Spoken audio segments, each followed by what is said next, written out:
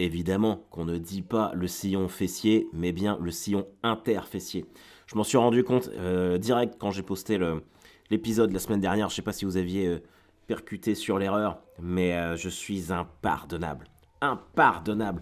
L'autre jour, dans le spectacle, au lieu de dire les directeurs régionaux, j'ai dit les directeurs régionales. Et je l'ai dit 3 soirs de suite sans m'en rendre compte. Je suis devenu un teubé, les amis. Je suis devenu un teubé. Bonjour à tous et bienvenue dans ce point du lundi matin, le 31 janvier, ce dernier jour du mois de janvier qui va sonner le glas de notre Dry January. Enfin, le glas de mon Dry January à moi. D'ailleurs, je ne sais pas si vous l'avez fait ou pas, mais ça a été particulièrement facile cette année. Alors vous remarquerez peut-être que j'ai la voix enrouée et le nez pris parce que, roulement de tambour, j'ai le Covid. Et voilà, j'ai le Covid. J'ai appris ça hier. Léonard, mon fils, l'a eu jeudi. Donc je me suis fait tester vendredi parce que le samedi, j'allais jouer à Cournon d'Auvergne. J'ai été négatif. Et puis le samedi soir, après le spectacle, je l'ai dit aux membres de l'équipe du théâtre, j'ai le nez qui coule, là, j'ai un peu mal à la gorge. J'espère que j'ai pas chopé le Covid. Puis bon, connaissant ma mentalité un peu paranoïaque, ils m'ont rassuré. Et, et le lendemain, quand je me suis réveillé, je suis sûr que j'ai le Covid. Vous savez, j'avais le masque comme une sinusite, là. En fait, ça me fait comme un gros rhume pour l'instant. Et du coup, je suis rentré. C'est pour ça que j'ai gardé mon masque toute la soirée, depuis samedi quand même. Et je suis rentré chez moi le dimanche. Direct, je suis allé me faire tester avec ma fille. Parce qu'elle avait de la fièvre et tout. Alors c'est marrant, c'est qu'on a fait un autotest chez nous. Pour elle, elle était positive. On arrive dans le cabinet infirmier, elle était négative. Donc, mais on l'a quand même gardée à l'école parce que vu que je l'ai, que Léonard l'a. Et alors moi c'est marrant parce que quand ils m'ont fait... Bah Léonard c'était pareil. Quand ils nous ont fait le test, ils ont à peine mis les 2 gouttes sur le morceau de plastique là, que les 2 traits sont apparus direct. Tac, allez hop, Covid, terminé. Donc voilà, j'ai le Covid. Alors évidemment, c'est un débat. Je veux dire, c'est un débat. Est-ce que, pour l'instant, il est pas très sévère. Alors je me sens quand même moins bien qu'hier, pour être honnête. Mais c'est plus, ouais, comme si j'avais pris un coup de froid. Et encore, j'ai pas mal à la gorge. J'ai quelques petites courbatures, mais vite fait. En vrai, je pourrais très bien les avoir suite au déplacement de ce week-end, parce que j'ai pas très bien dormi. C'est plus en fait l'impression d'avoir le nez congestionné. Mais si ça reste comme ça, franchement c'est cool. Ça devrait le faire. Et puis bon, vu que tout le monde l'a, fallait bien que je l'ai. Et en vrai, je suis quand même vachement surpris de pas l'avoir chopé avant, étant donné le nombre de personnes que je rencontre et de déplacements que je fais. Donc voilà, écoutez, je fais partie de cette grande famille du Covid. Et après, on verra bien l'impact du vaccin parce que moi j'ai mes 3 doses. Bon, ça va pas empêcher de le choper. Mais bon, il paraît que le vaccin, Dixit, mon médecin, il m'a dit qu'il n'était pas super efficace sur Omicron. Alors je sais pas, parce que du coup je sais pas lequel j'ai. A priori, il y a quand même de grandes chances que ce soit Omicron. Mais bon, voilà. Non, ce qui me casse vraiment les couilles, et ça, vous allez me comprendre, c'est que là, du coup, je suis isolé. Et ben, donc depuis hier, donc de dimanche 30 au dimanche 7 février. Alors, faut que je regarde, apparemment, si t'as plus de symptômes et que au bout du 5e jour, tu peux être négatif, tu peux ressortir. Mais bon, de toute façon, on n'est plus à 2 jours près. Enfin, quoique. C'est ça le problème, c'est que vendredi, les amis, non seulement cette semaine sonne la fin du Dry January, mais c'est le début de la semaine qui verra vendredi le nouvel album de Korn apparaître. Et ça fait quand même 3 ans que j'attends ça. Et moi, je vais vous dire, j'ai ma petite routine. Depuis 1999, quand Korn sort un nouvel album, je vais direct à l'ouverture de la Fnac à Caen, centre Paul Doumer, et je m'achète le CD original. C'est le seul groupe dont j'achète encore les CD. Et je veux dire, le Covid ne va quand même pas mettre à mal une certaine logique et une certaine tradition. Mais si je suis encore positif, je vais pas pouvoir le faire vendredi. Et ça me fait chier. Ça me fait bien chier. Ça veut dire qu'il va falloir que que je fasse un Amazon Prime là pour le recevoir vendredi direct, parce qu'il est évidemment hors de question que j'attende la semaine 3 jours pour... non, je veux le CD dès qu'il arrive, dès qu'il sort. Donc ça me fait un peu chier. C'est pour ça que je vous disais que je ferais peut-être un test, genre le vendredi matin, un autotest, voir si je suis toujours positif ou pas. Parce que si je suis négatif et que j'ai plus de symptômes, parce qu'en vrai j'en ai quand même pas beaucoup, et ben j'irai vraiment très rapidement à la Fnac Paul Doumer. Vous savez que je séchais les cours exprès pour ça, pour aller m'acheter le nouveau corne. Donc quand même, c'est pas le Covid qui va nous faire chier là. Ah, je serais déçu de pas pouvoir faire ma petite routine. Mais bon, c'est comme ça.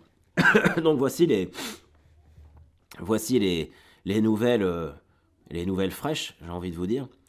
Euh, et ça éluderait presque la soirée à Cournon d'Auvergne, qui était très très cool. J'ai joué à la Baie des Singes, à Cournon d'Auvergne, qui est à une dizaine de minutes de Clermont-Ferrand.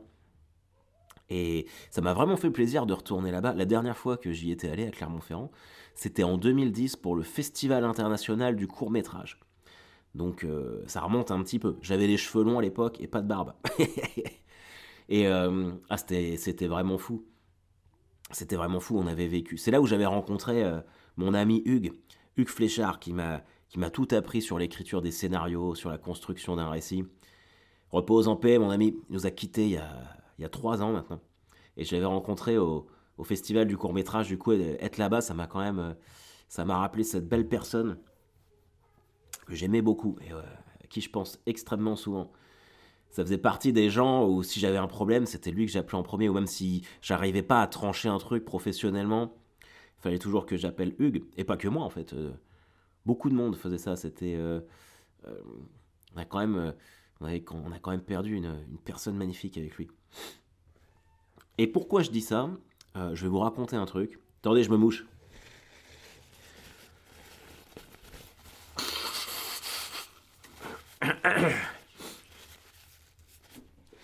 Alors, il m'est arrivé un truc, enfin, il est arrivé quelque chose dans le train hier, mais qui m'a fait plaisir. Ça m'a tellement fait plaisir. C'était dans le train entre Clermont-Ferrand et Paris-Bercy. Il y a un mec qui monte dans le train et qui commence à parler portugais. Moi, charaman, enfin, je sais pas le faire, mais très fort. En train de chanter en mode brésilien, un peu la dégaine de Neymar avec une croix tatouée sur la tempe. Et puis il y a un autre mec qui le rejoint, pareil. Ils commencent à parler tous les deux. Je pense que c'était du portugais. Et les mecs chantent dans le train, cassent les couilles de tout le monde, tu vois, visiblement. Et ils sont là, ouais. À un moment, ils parlent un peu en français. Il y en a un qui dit à l'autre, ouais, on sort de 2 ans de prison et on va aller taper quelqu'un fort, machin truc. Et le train est blindé. Personne ne dit rien, moi le premier. Et je me dis, putain, ça me casse les couilles. Je voudrais en fait avoir la force de me dire, de me lever et être ce mec qui leur dit non, vous fermez vos gueules tout de suite. Parce qu'il y a des gens qui font ça. Des gens qui n'ont pas peur, tu vois. Qui se lèvent, tu fermes ta gueule. J'aimerais bien être quelqu'un comme ça. Mais c'est presque arrivé parce que il y a vous savez, la brigade de police ferroviaire, là. Ils sont montés à un moment et il y en avait un des deux qui était pire que l'autre quand même. Et le mec, il était debout en train de chanter de la samba ou je sais pas quoi. Et donc, ils étaient 4, les mecs, ils arrivent dans son dos. Et un des flics qui lui fait wow, wow, wow, wow. Comme ça. Le gars, il avait dû passer une sale journée. Et le mec, je l'ai vu se décomposer, le gars. Et le flic fait bah, ça va pas, qu'est-ce qui vous arrive là, ça va pas de chanter comme ça, vous êtes pas tout seul dans le wagon. Et le mec, il était et il fait non, non, ah bah pardon. Et le flic, il fait bah, vous avez votre carte d'identité là, vous êtes français? Et le mec fait oui, oui, je suis français. Et il donne sa carte d'identité. Et le mec, il avait rien de brésilien, il fait semblant d'être brésilien. Et le gars, il s'est fait contrôler, bah les deux se sont fait contrôler. Après, ils ont fait carpette pendant tout le train, ils ont fermé leur gueule pendant tout le voyage, et ça m'a fait tellement plaisir. Je pense que j'étais pas le seul, mais je me suis dit, mais vraiment, quel individu va... À quel moment le mec s'est dit, ouais, je vais faire semblant d'être brésilien, c'est trop la classe. Ah putain. Il y a vraiment des gens qui... Il y a vraiment des merdes, en fait. C'est... Je fais pas partie de ces gens qui disent, il y a du bon dans tout le monde. Non, il y a vraiment des gens qui sont des merdes. Faut pas chercher, hein. C'est tout, c'est comme ça. Et ça m'a tellement fait plaisir qu'il se fasse bien fermer sa gueule. J'aime pas les gens qui dérangent les autres.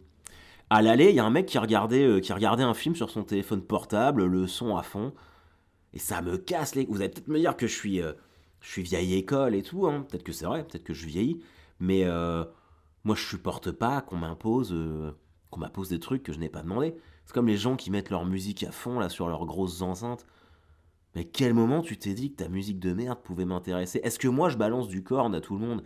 Est-ce que moi, quand je suis dans le train, je branche mon enceinte JBL, je dis écoutez, écoutez, non, si tu penses avoir raison et avoir le monopole du bon goût musical, tu te trompes. Tu te trompes très très fort. Donc ça m'a fait ma journée, j'étais absolument content qu'on leur mette leur nez dans leur caca. Et je pense que c'est les gens qui font ça, c'est vraiment un manque de personnalité de ouf. Ça me rappelle une soirée que j'avais passée avec mes potes. Je pense qu'on devait avoir 20-21 ans.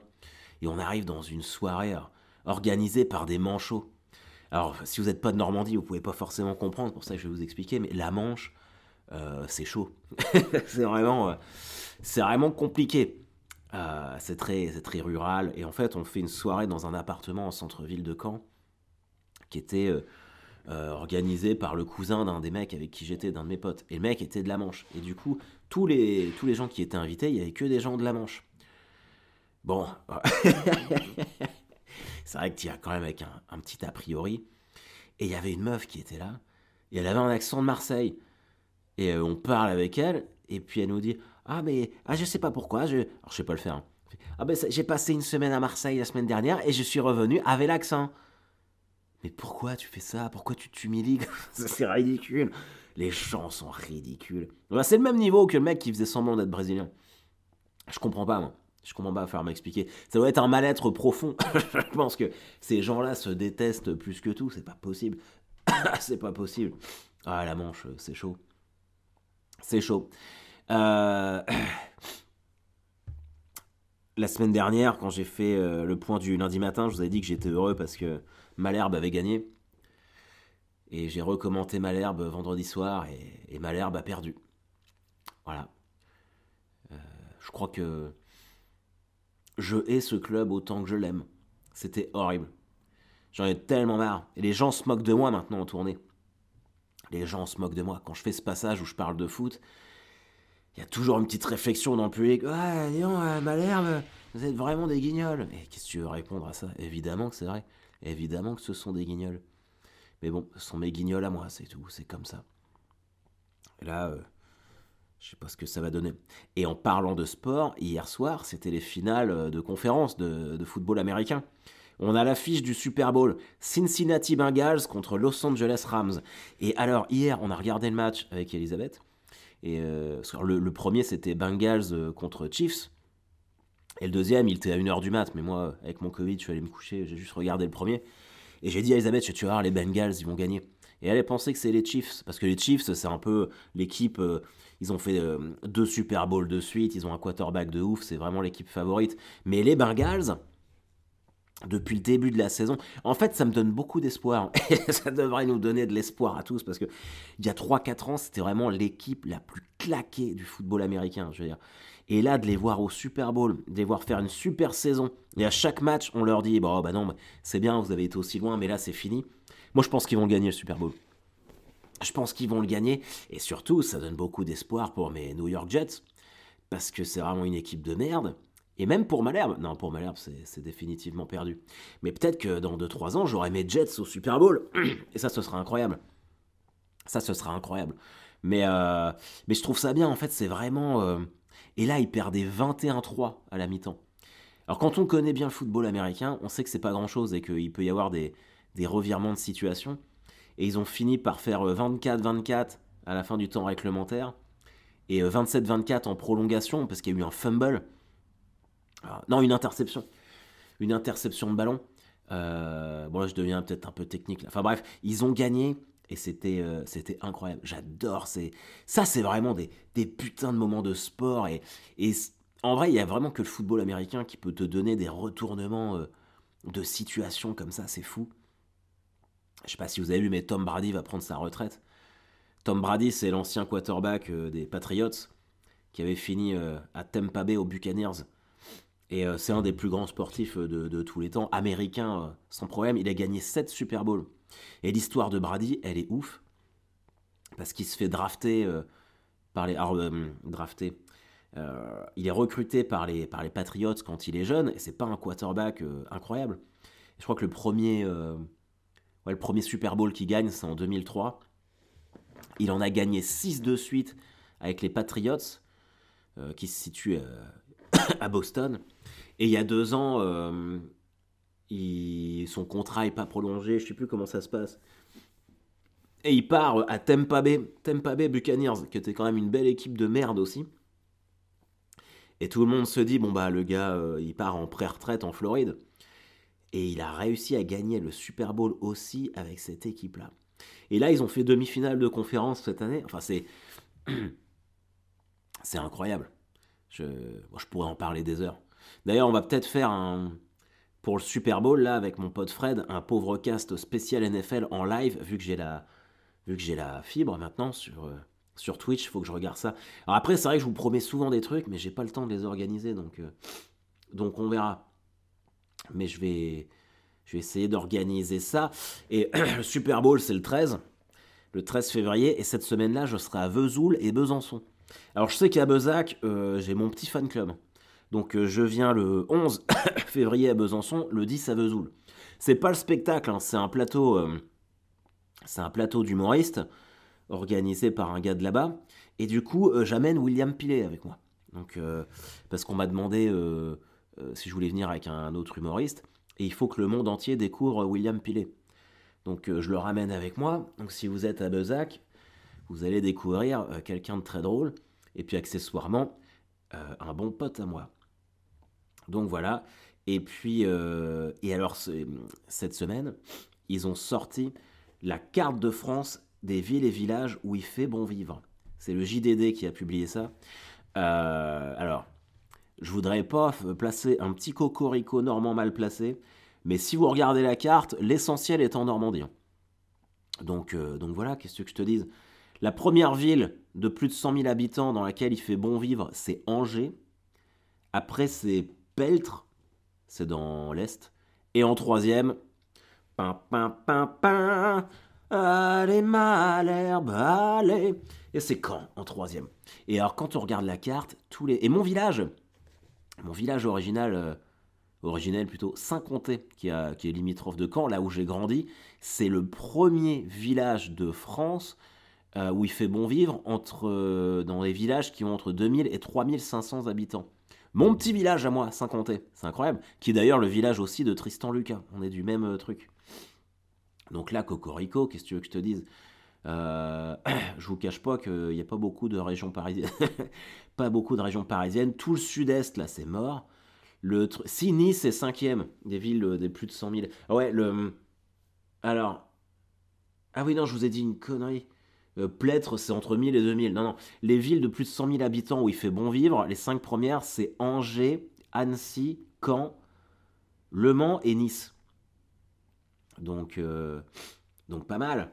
Pas mal, donc ça fait plaisir. Par contre, il y a des trucs que je trouve un peu. C'est pour ça, je comprendrais que vous mettiez ça un petit peu en questionnement, parce que dans les villes entre 50 000 et 100 000 habitants, la troisième, c'est Lorient. Et j'étais à Lorient, moi, en octobre-novembre pour le tournage de L'île prisonnière. Franchement, c'est clairement pas ouf, hein. Je vois pas comment tu y fais bon vivre là-bas. Tous les commerces sont fermés, c'est sinistre, avec des alcooliques partout. Mais bon, peut-être pas me faire que des copains à Lorient. Je suis allé voir le stade là-bas, le stade des Merlus. Le stade de. Comment il s'appelle le stade de Lorient là. Ah bah j'ai oublié. Mais je suis quand même surpris que ça soit dans le top 3. On a quoi d'autre là? Et franchement, si vous êtes de la région, que vous connaissez un peu Caen, il y a quand même pas mal de villages qui sont dans les mieux notés. Saint-Comté, Éperon, Mondeville, Cormelles-le-Royal, Louvigny, Auty, Bretteville-sur-Odon. Alors Bretteville-sur-Odon, j'avoue que je suis surpris aussi. Ouais, c'est bizarre. Et du côté, dans l'Est, il y a Saint-Julien-les-Messes, Longeville-les-Messes. Le Nord, c'est totalement absent. En bas, Avignon. C'est vrai qu'Avignon. Tiens, j'y joue d'ailleurs, là. J'ai rajouté une date à Avignon en juin, je crois. Je joue à la comédie d'Avignon. D'ailleurs, je vais en faire pas mal, là, des comédies dans le sud de la France. Je fais la comédie d'Aix-en-Provence, la comédie de Toulon. On va essayer d'organiser ça pour faire la comédie de Nice aussi. Que j'aille un petit peu dans ces zones où personne ne me connaît et où je ne suis jamais allé. On a remis Toulouse aussi, je sais plus si je vous avais dit. Les nouveaux Maboules toulousains, là. Quand je suis venu en décembre, on a remis une date en mai. Et je passerai toute la semaine à Toulouse pour faire les plateaux. Puis comme j'ai de la famille là-bas, ça va être cool. Donc on pourra se voir à ce moment-là. Loumo, La Rochelle, Bayonne. Bayonne. Ah, je crois que c'est de là d'où vient Léopold. Ah non, lui il vient d'où Non, non. Putain. Il vient d'où lui euh... Oh merde, j'ai oublié le nom. Truc Pays Basque là. Saint-Jean de Luz, ouais, c'est ça. Oui. Ah, c'est vrai que c'est des coins sympas. Et honnêtement, bon, c'est pas du tout le genre de la maison d'être nationaliste ou quoi que ce soit. C'est pas ma crèmerie. Mais on a quand même un beau pays. Hein. Il y a vraiment des régions qui sont magnifiques. Moi, j'ai de la chance de me promener et de voir tout ça. Hein. Vraiment, c'est cool. C'est cool. Bon, les amis, ça fait 21 minutes qu'on parle. Je vous tiens au courant pour l'évolution de mon Covid. Euh, Franchement, pour l'instant, ça va. Ça va. Donc, vous inquiétez pas trop pour moi. Et puis, et je vous dis, eh ben bon Covid. Parce qu'a priori, on est tous en train de le choper. Je vous souhaite un bon Covid, en bonne santé. Non, non, plus sérieusement, je vous souhaite à tous une excellente semaine. On arrive dans le mois de février. Moi, c'est le mois que je déteste le plus, le mois de février. Il me déprime, ça et novembre. Donc voilà, si vous êtes dans le même cas, il va falloir qu'on reste bien occupé pour éviter de penser que c'est une période un petit peu déprimante. Et si vous êtes quelqu'un de résolument positif, bah je vous envie énormément, j'aimerais être comme vous. Eh bien, kiffez la vie. Et puis prenez soin de vous, prenez soin des autres, les amis. Vous savez, l'histoire du Brésilien, du faux Brésilien dans le train, je le maintiens. Il y a vraiment des gens qui sont des merdes, mais on est plus nombreux qu'eux. Il y a plus de gens bien que de gens pas bien dans ce monde. Je vous assure que c'est vrai. Donc il faut qu'on les submerge. On n'est pas forcément bienveillant. Je suis pas forcément bienveillant, mais on se comporte bien et on est là les uns pour les autres. C'est comme ça. C'est la team Maboul, ça. Maboul forever, Maboul for life. Allez, bisous. Bonne journée. Bye bye.